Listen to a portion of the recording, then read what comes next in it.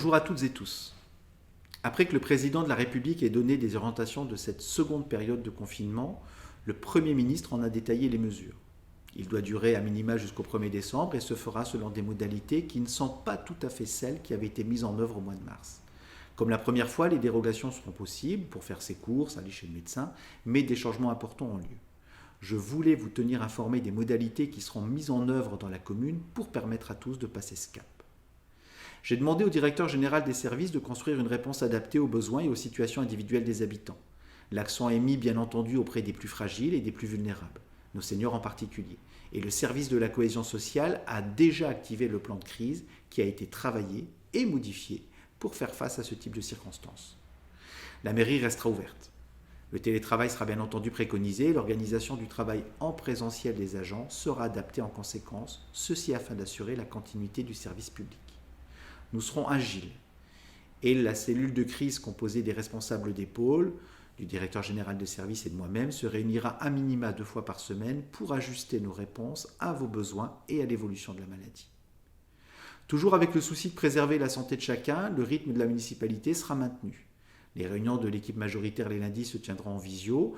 J'aurai les mardis matins un temps d'échange avec les 2 têtes de liste des 2 groupes d'opposition et le conseil municipal prévu le 18 novembre se tiendra à la salle de l'Ermitage. Je suis navré de devoir mettre en veille des lieux de vie collectifs comme les théâtres Gérard Philippe et l'espace 89. Le cadre réglementaire nous l'impose. Les services scolaires et périscolaires seront maintenus, bien sûr, tout comme la restauration et toujours dans le strict respect des règles sanitaires. Je vous invite à consulter très régulièrement le site internet de la ville et la page Facebook qui serviront prioritairement de vecteurs d'information puisqu'ils sont disponibles à toute heure et de votre domicile. Sitôt que nous aurons des précisions sur par exemple la rentrée scolaire du 2 novembre, précisions que nous aurait données l'Éducation nationale, nous les relayerons. Ce que nous ne ferons pas, c'est de partager des informations non officielles ou des hypothèses qui ne seraient pas confirmées par les services de l'État.